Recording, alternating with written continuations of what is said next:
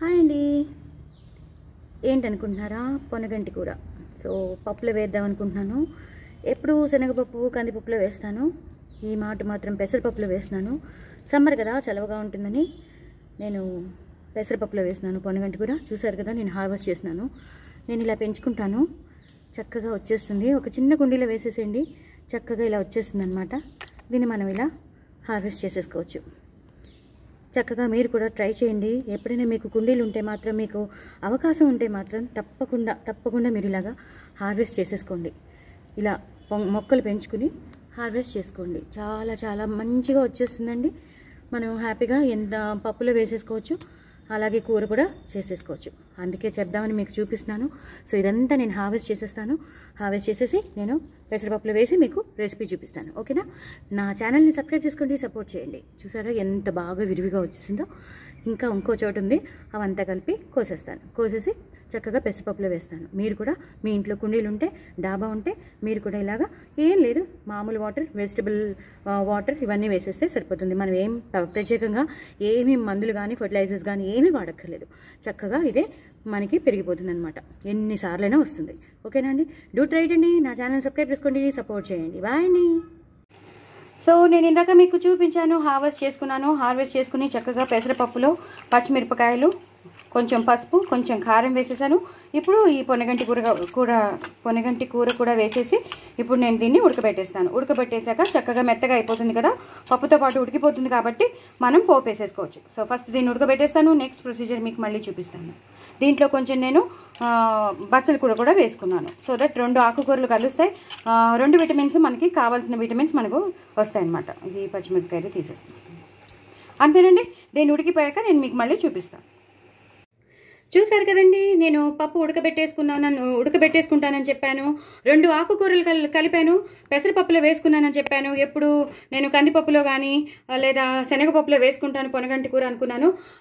చేస్తాను కూడా. ఆల్రెడీ చాలాసార్లు నేను మీకు షేర్ చేశాను. ఈ మాట మాత్రం నేను పెసరపప్పులో వేశాను. చాలా చాలా బాగా ఉడికిపోయింది. ప్రెషర్ ప్యాన్లో పెట్టాను, చాలా చాలా బాగా ఉడికిపోయింది. నేను 2 ఆకుకూరలు కలిపాను, పొనగంటి కూర ఇంకా బచ్చల కూర మా ఇంట్లో ఉంది కాబట్టి నేను హార్వెస్ట్ చేయడం కూడా మీకు చూపించేశాను పొనగంటి కూరని. సో ఇలా మీరు పెంచేసుకుంటే మాత్రం మనకి ఎప్పుడైనా ఎమర్జెన్సీకి మీరు ఇలా పప్పు చేసేసుకోవచ్చు అనమాట. సో అలాగే నేను ఒరుగులు చేశానని చెప్పాను కదా, ఒరుగులు చేసి పెట్టుకుంటే ఈ మామిడికాయ కాలంలో మనం ఒరుగులు చేసి పెట్టుకున్నాం అనుకోండి, మనకి పులుపు కావాలన్న టైంలో మనం చింతపండు వేసుకోక్కర్లేదు. చింతపండు వేసుకుంటే మనకి గ్యాస్ వస్తుంది, ఏసిడిక్గా అనిపిస్తుంది కదా. అలా అక్కర్లేకుండా, నిమ్మకాయ కూడా పిండక్కర్లేకుండా మనం ఏం చేసుకోవాలంటే, మనం ఇలా ఒరుగుల్ని నీళ్ళలో నానబెట్టుకుని వేసేసుకుని ఇలా కలిపేసుకోవాలి. అది పప్పులో బాగా ఉడికిపోతూ ఉంటుంది. ఉడికిపోయాక మీకు మళ్ళీ చూపిస్తాను.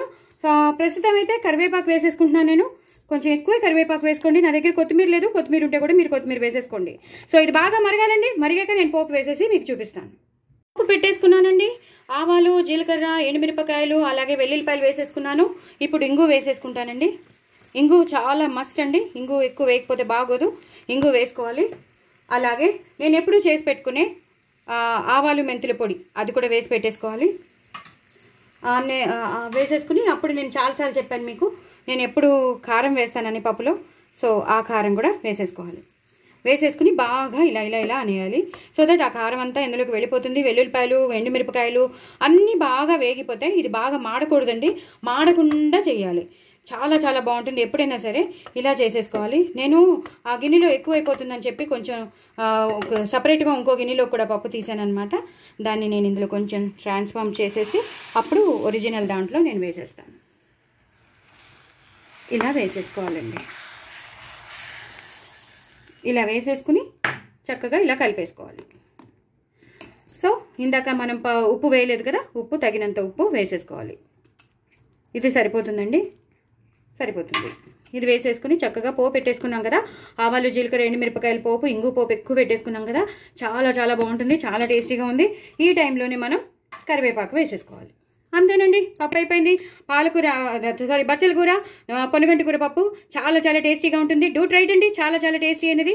సో ఇప్పుడు పిల్లలకి చాలా ఇష్టంగా ఉంటుంది. సో హాలిడేసే కాబట్టి ఇలాంటి రకరకాలైనవి చేసి పెట్టండి. పొనగంటి కూర చాలా మంచిది, కళ్ళకి చాలా మంచిది, చాలా చాలా హెల్దీ. సో డూ ట్రై అండి. నా ఛానల్ సబ్స్క్రైబ్ చేసుకోవడం అసలు మర్చిపోద్దండి. బాయ్ అండి.